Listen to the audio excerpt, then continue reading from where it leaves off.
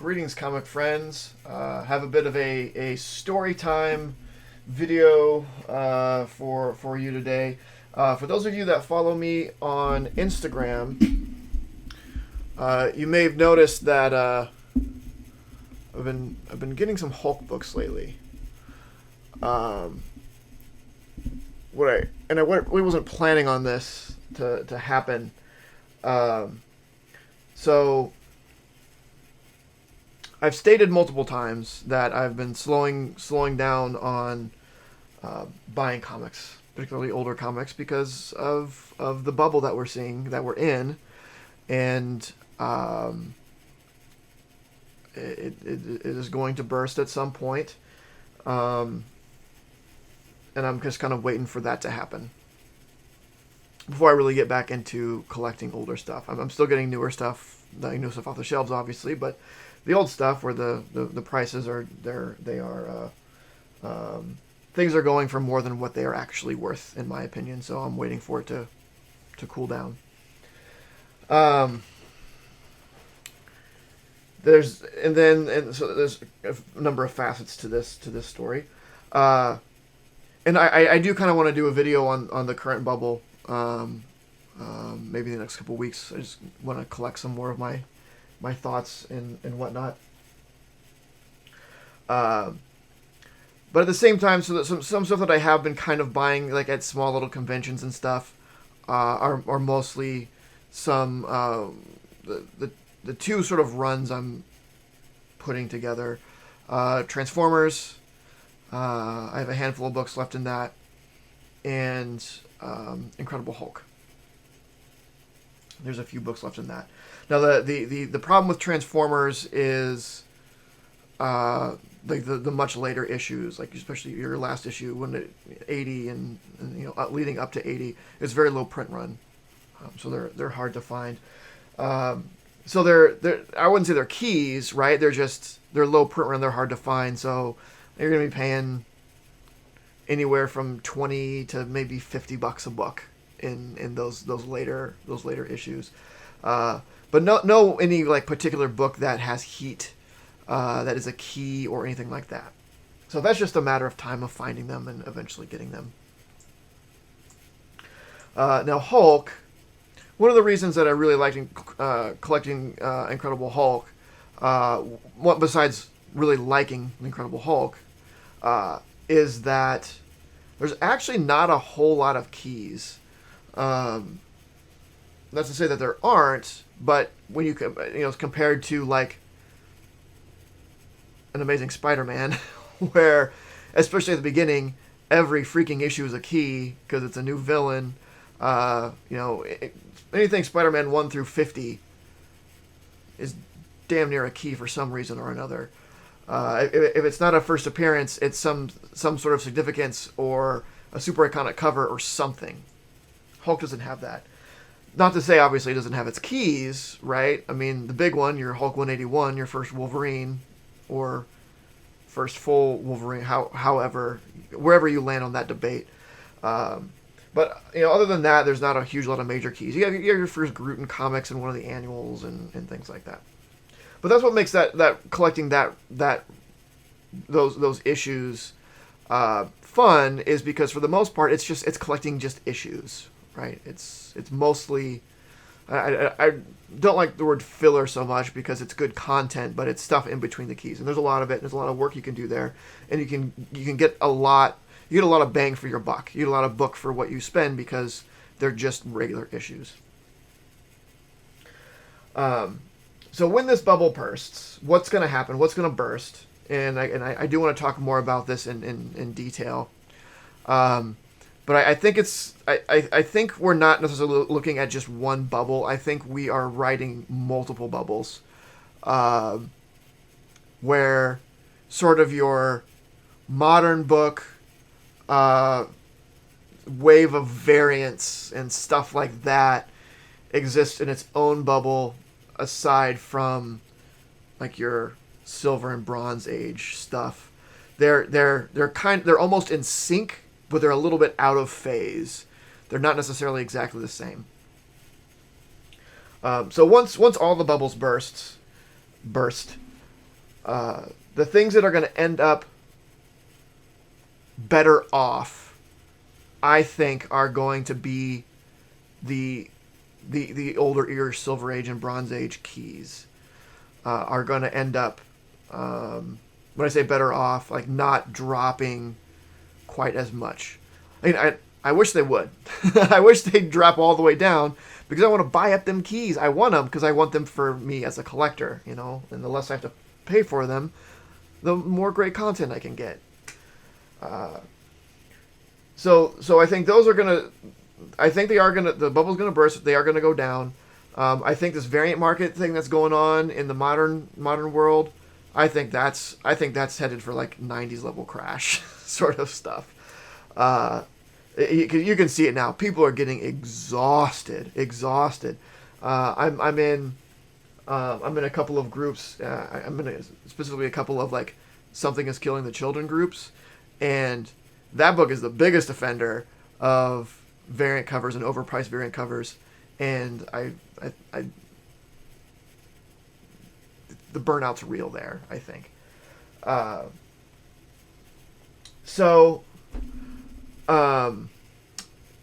I going with this? I've been having a hard time lately because I really like buying comics. I really like buying, like searching for keys and whatnot and getting those keys that I want. And I haven't been doing that, and it's been painful because I really do enjoy picking those up. So what I decided to do, comics aren't the only sort of bubble we're seeing right now. Most collectors markets are. And one of those other markets that is seeing a huge influx in prices is vintage video games. And before I was a huge comic nerd, I was a huge video game nerd. I've played video games since I got my original NES back in 1985, 86.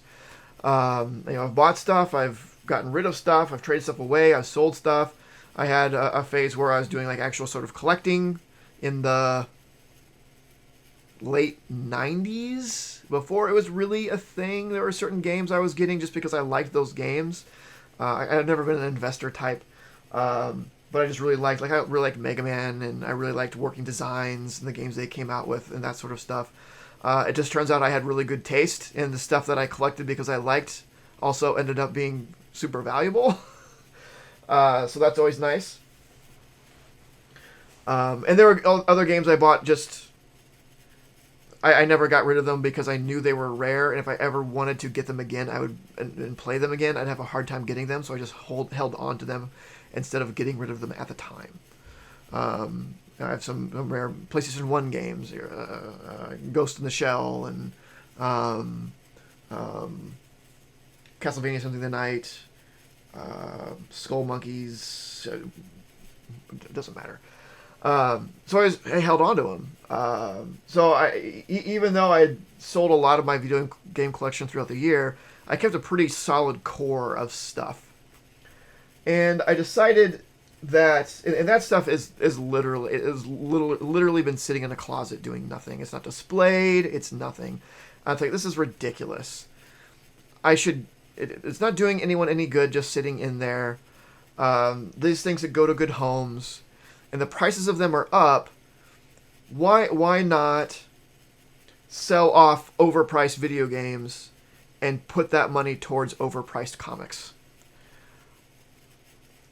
It helps scratch my itch of doing some comic collecting.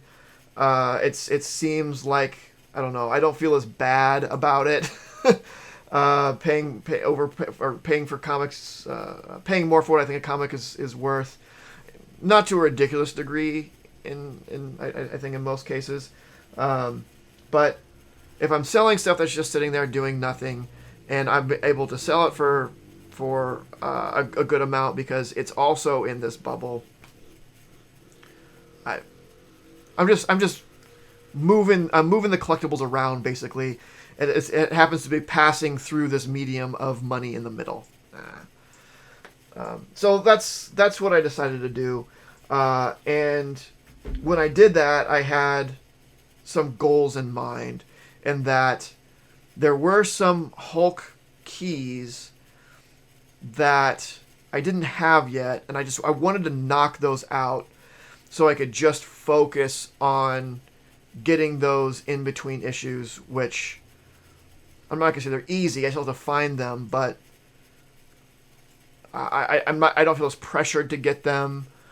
I'm not worried about them like spiking or anything because they're just kind of they're just issues for the story. So I had a list of Hulk books I wanted to get within a 2-week period or so, with some of the funds that I had gotten from selling some video game stuff. I do still have a lot of video game stuff. If you're a video game collector and there's stuff and you're interested in collector stuff, let me know and we can talk. I still have some pretty good stuff. But this is an aside. So I got those books. Now this is post 1 through 6, right? So I think I consider myself to have now all of the Hulk keys, not 1 through 6. Incredible Hulk. There's still some Tales to Astonish that I need, because like the first leader is in there. But as far as the Incredible Hulk is starting at 102, right, when Tales to Astonish went from the last issue of Tales to Astonish was 101, it turned into Incredible Hulk with 102. So from that point on, it's still considered volume 1. It's kind of weird. Obviously 1 through 6 are keys, but they're a little harder to dependently find. I was pretty sure I'd be able to get these if I really, really tried for them.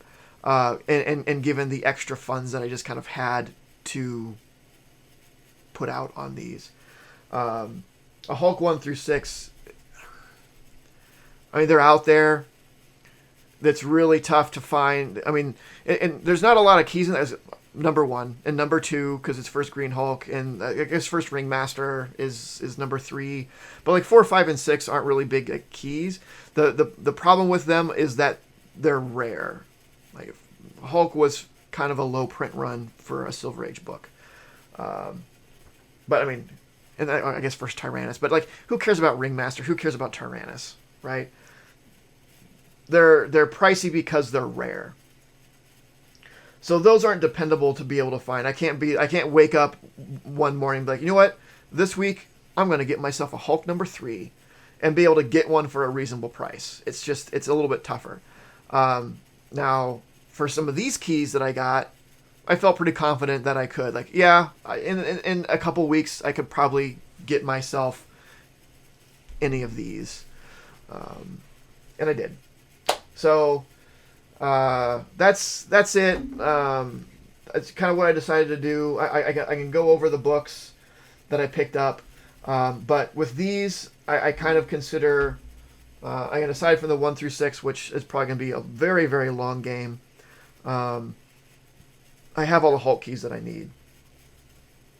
I need about 10 to 15. Probably there to closer to 15 just regular issues after these. But this is one I've actually been wanting for a long time. Hulk 141. This is the first appearance of Doc Samson. I really like Doc Samson. This has been on my want list for a very, very long time. For forever, this was maybe an $80, $100 book. Obviously, times have changed. Unfortunately, I didn't pick it up at that point. Who could have known? But for the condition this is in, I was pretty happy with what I paid for it. You know, even though that I sold those games with the intent of that money going towards these, I wasn't going to crazy overpay, right? I'm not going to just throw crazy money away. Things are overpriced as they are. I kind of was watching the market and see like, okay, if I didn't buy this right now, if I was still wanting to buy it within this small time frame, what would I have to pay for it next time? And so I kind of took that into account for some of the stuff. So some of these I got better deals on than others. For what this is going for now, I think I got a pretty good deal on it. I did get the Hulk 102. Got this graded as a 6. I'm very, very happy with this one. I think I got this for a very reasonable price considering the market today. Uh, this one, both of these, let's see, both of these I got in auction. Yeah. And I was surprised how low this one went for. I think it's a good price. I wouldn't have been surprised if it went higher. But what really makes me happy about this book, I'm happy with the 6.0 in this book. It's the return of the Incredible Hulk, right, in his own series. I think this is a super important book and a great cover. And I was very happy to have it in a 6.0. I was even happier when I got it in hand and could see closer pictures of it. And there's a lot of stuff that could be improved on it. So, it's overall it's a clean book, but there's a lot of pressable defects that did not, like, you really have to look for it. And I would imagine that some of the stuff some people might miss as being pressable defects. But this is going to be a future project, a future crack, and clean press and resubmit, and hopefully come back a little bit better. I mean, it's off white to white pages already. Like that's good. So I was really happy with that. This is another one that I think I got a good price on. So this is a king size special one, or more colloquially, annual one. It's when it comes to these Marvel annuals, it's tough. Sometimes they're called king size specials, sometimes they're called annuals, sometimes they're called other things. But one of the most iconic Hulk covers. Got it at a 5. But I think it's a very well presenting 5. The major problems that make it a 5 are all like right up along the spine, which doesn't harm the image, right? So would I have liked this in maybe a 6, maybe up to a 7, I suppose. But ultimately, when it comes down to it, I'm not investing, I'm not reselling. I'm getting these books for my enjoyment. And this book, as long as this iconic cover is beautifully visible, not faded, not obscured by a bunch of creases and stuff, I'm happy. And if the number that's attributed to it is a 5, so be it. Right? This is what a 6 or a 7 would look just as good, but the spine would be cleaner, and I'm not as concerned about that for my own personal enjoyment.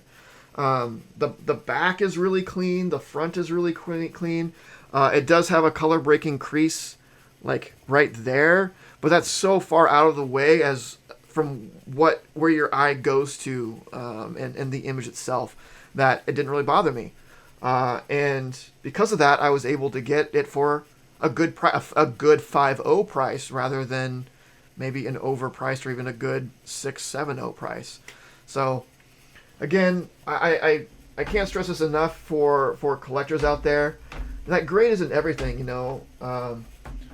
I would hope that most collectors are collecting for themselves, not for, I don't know. Don't let the community decide what you enjoy, right? Which I'm going to come to in a second here. If you're a collector, if it's for you, then it's for you. Like, what makes you happy? Usually on a book like this, I would get a higher grade. But this is one of those cases where the lower grade satisfies me. So that's fine.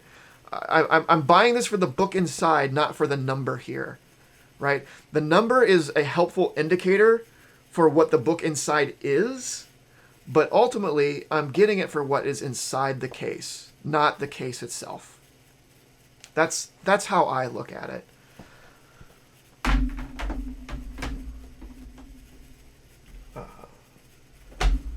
All right. And so these next ones, these I hate. I hate these. I think are way overvalued, overpriced right now. but I kind of had to get them. So we have Hulk 182. So this is, I mean, it's first appearance of Hammer and Anvil, first appearance and death of Crackjack Jackson, and Wolverine cameo on first page. That's what you're paying for. You're paying for the Wolverine cameo on the first page. That's it. It is right after Hulk 181, so depending how you count appearances, but officially, I suppose it'd be like the second full appearance of Wolverine. Now, we can talk about what the first appearance of Wolverine is. Is it 180 or 181? We can talk about that a little bit. But the reason that this is going up, and I understand, is that not everyone can afford a Hulk 181. It's ridiculous. There are people out there who are comic fans, collectors, fans of the character, fans of Wolverine, and they are totally priced out of it being in the realm of possibilities. And we've seen this going on for a little while. This resurgence, or this surging in popularity of second appearances, because the first appearances are out of price range for people, and I think that's awesome, right? You can't afford a 181. If a 182 makes you happy and feels like you're part of that moment in comics of the origins of that character, that's great. That's great. Get that book at a more reasonable price. But because there are a lot of people that are doing that, it does increase the price. You know, not up to ridiculous values of Hulk 181, but it is making the price go up. So I don't think this book should be as much as it is personally. And it is. Being said, I understand why more people are buying it. I still think it's overpriced. I still think there's probably some market manipulation going on there, and it's a lot of not just collectors. It's the investors, right? Investors they're just buying this stuff from each other and raising the price, right? Until the bubble crashes, the bubble pops, and one of them is the unfortunate soul who's left holding the bag. That's really why the price is really going up. But and what they're investing in, what they're selling is this second full appearance of Wolverine. So I got this in a 7.5 because I don't care that much. Any more than that, any higher than that is gonna start being just way too expensive. It's to me, this is some money I just kind of had to pay out. It's a tithe to the run, right? I don't want to pay what I had to pay for this, but in order to complete it, it had to be done. So, whatever. And the reason I got this one when I did for the price I did, there was an auction for a raw copy of this that I really wanted. Because it had some problems with it that I was pretty sure that I could fix. But as it sat, it wasn't a super great copy. And it ended up going for way more than what I thought it would. So I stopped. Like I'm out. No, I'm not gonna pay this much for this book. Even though, you know, in this condition, even though I could fix a lot of it, it's just that's way overpaying. At that time that auction ended, and that book probably, all said and done, without seeing it in hand, I estimate probably could have gotten up to maybe this sort of 7 to 8 area. Maybe. It's hard to say without seeing it in hand. So once that auction got over, I saw this as not an auction, as a buy it now or best offer that was for like almost the exact same price, but already graded. So I did some quick thinking on it. I'm like, if this sort of beat up copy is going to go for this amount, the next time it comes around in an auction, it's going to go for more, because it's not going to be something that I can put that work into and improve as much as I thought I could. That was sort of a rare thing that happened.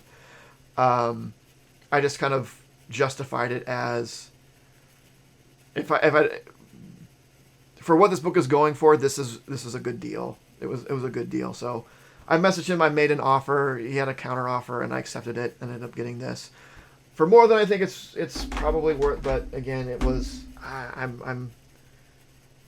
I traded an old video game system that I had that was sitting in the closet doing nothing for this.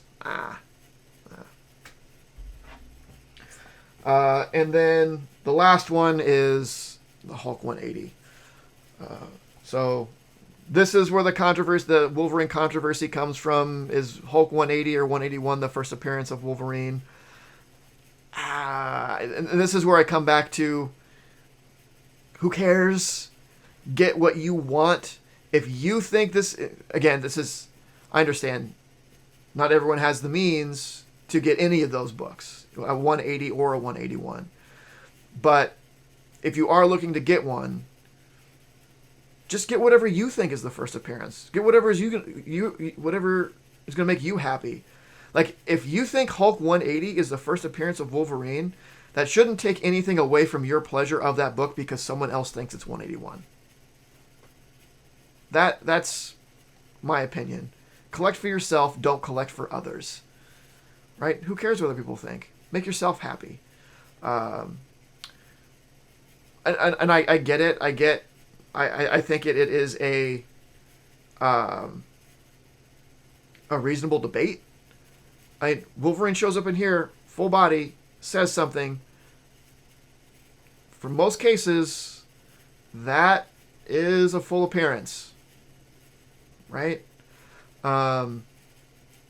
Darkseid's first was considered Darkseid's first full appearance in what is it? Jimmy Olsen, Superman spelled Jimmy Olsen 134 or something like that. Darkseid is like, it's just his head on a TV screen or something. Like it's that's the definition of cameo, but the market has decided it's his first appearance. This probably has the definition of first appearance, but the market has decided that it's cameo. What are you going to do? But I see that debate going on all the time. What I say to that is, who cares? Who cares? If you're collecting for you, do what makes you happy. So this I got in a 7.0. Again, I don't need a high grade for it. First appearance, not first appearance. This is saying first appearance of Wolverine in cameo, so it kind of walks that line.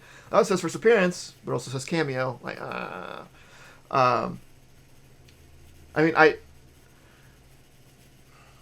This 180 versus 181 debate didn't really come up until somewhat recently. So for me, like, growing up comics has always been 181. Has been the one that was sought after.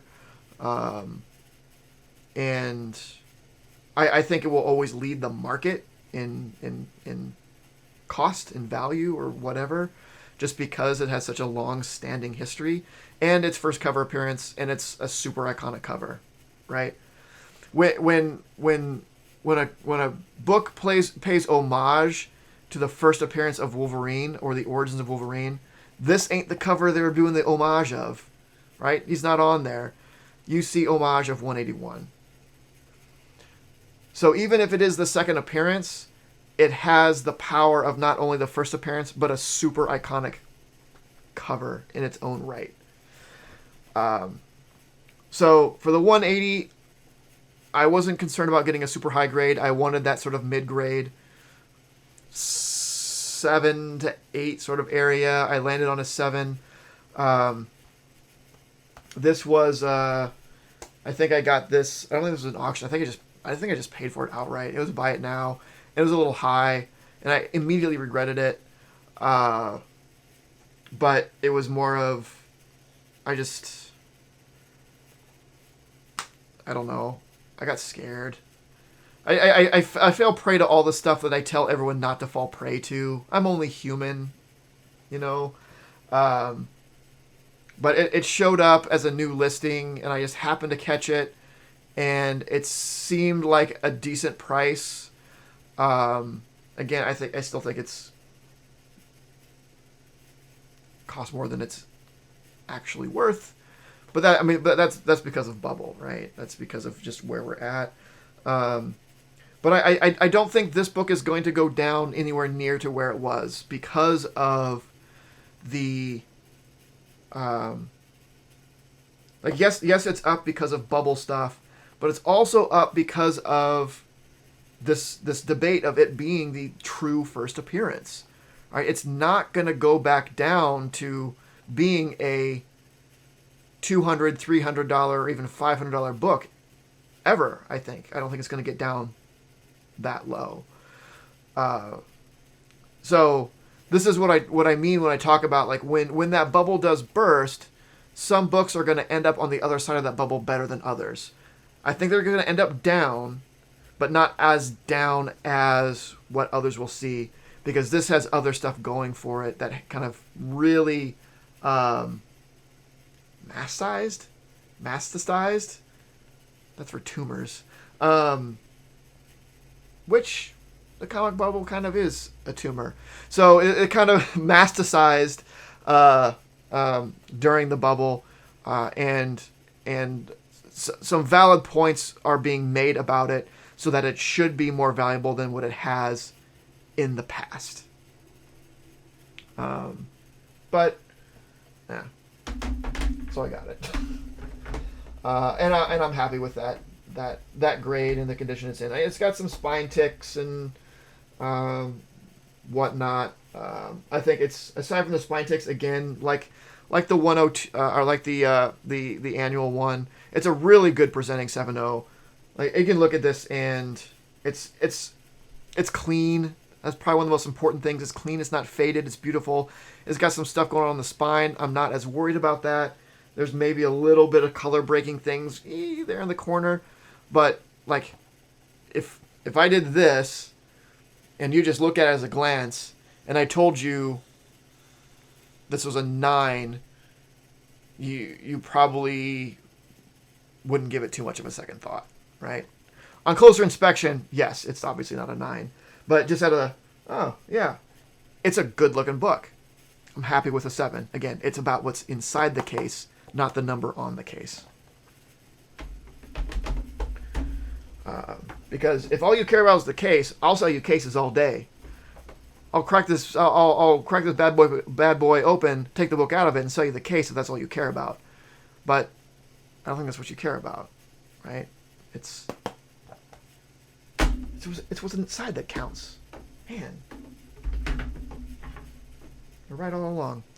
All right, so that's it, man. This went on for a lot longer than I expected. So yeah, that's just kind of the story of getting these Hulk books. Selling off my video game collection. That's been hard. There's been some stuff in there that I've held on since childhood, and it's been really meaningful to me. But it was just time for it to go to a different home.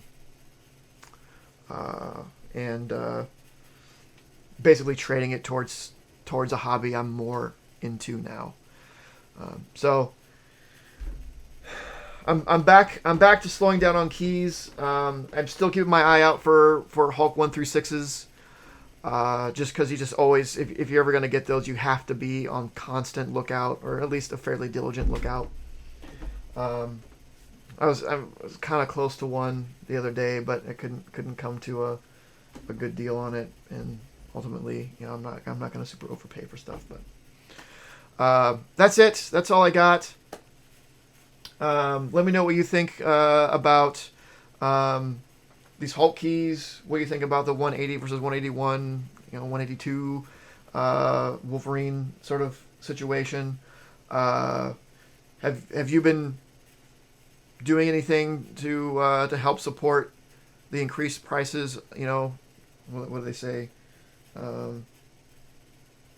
borrow from Paul to pay Peter sort of thing that I basically kind of did with my video game collection. Have you been doing any of that or do anything else to sort of help fund that? Let me know in the comments, and like, subscribe, hit the notification bell, do all that stuff. And of course, don't forget to make yours Titan.